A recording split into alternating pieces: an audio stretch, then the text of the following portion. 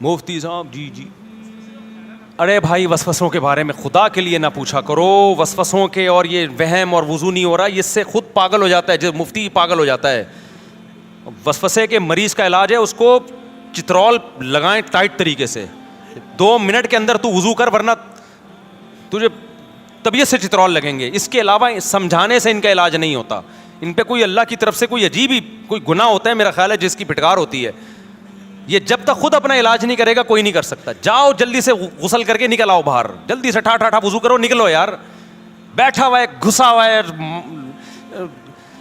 ایسے فضول قسم کے لوگ ہیں, غسل خانوں سے واش روم سے فون کر رہے ہوتے ہیں, مفتی صاحب میں 1 گھنٹے سے شاور کے نیچے کھڑا ہوا ہوں, مجھے تسلی نہیں ہو رہی. میں نے کہا مر جا تو تالاب میں ڈوب کے مر جا, تاکہ گھر والوں کو پورا ٹینک خالی کر دیتے ہیں بھائی. یہ ایک وسوسے کے مریض کے گھر والے میرے پاس آئے, کہنے پانی بھر کے تھک گئے, مجھے پورا ٹینک پی جاتا ہے, یہ اس کا وضو ہی نہیں ہوتا کم وقت کا.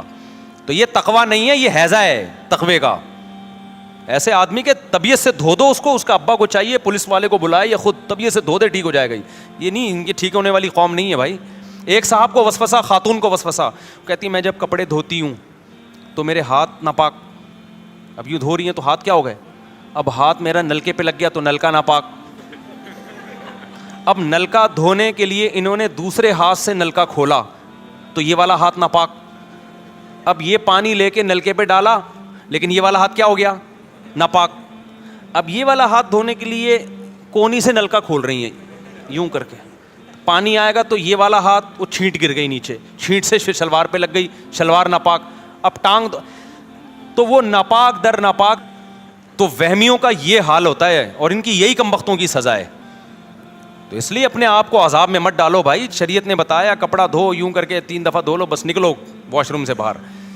جب ناپاکی جسم پہ لگی ہوئی ہے پانی ڈالو, دھو صابن سے, اس کے بعد غسل کرو, پتلی گلی سے نکلو. یہ ہاتھ یوں لگ گیا, یہ یوں دروازہ, ایسے بھی میں نے دیکھے واش روم کا دروازہ یوں کر کے کھول رہے ہیں کہ کیونکہ کئی لوگوں نے کنڈی پہ ہاتھ لگایا ہے تو وہ ان کا ہاتھ ناپاک تو کنڈی ناپاک, پھر کنڈی ناپاک تو کنڈی کے ذریعے آپ کی ٹانگ ناپاک, پھر ناک ناپاک, پھر برتن ناپاک. پاگل آدمی شریعت کو بدنام کر رہا ہے, اسلام کو بدنام کر رہا ہے. تو جاؤ یار وضو کرو, بس نماز پڑھو. فضول لوگ.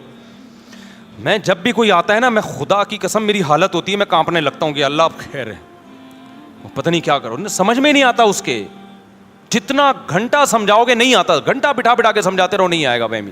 اور طلاق کے وسوسے بھی ہوتے ہیں لوگوں کو. مفتی صاحب مجھے ایسا لگا کہ میں نے بیوی کو طلاق دے دی. ابے مجھے ایسا لگا. ابے کیوں لگ رہا ہے تجھے, منہ سے جب تک پھوٹے گا نہیں ہوگی. کہہ رہے مجھے ایسا لگا کہ میں نے منہ سے نکالا ہے. یعنی جو بولتے رہو گے نا اس کو وہ لگتا رہے گا. زندگیاں برباد کر دی ہیں بھائی. یہ ڈپریشن ہے, اس کا علاج کرواؤ کسی ڈاکٹر کے پاس جا کے, یہ مفتیوں کے پاس نہیں آیا کرو اس میں.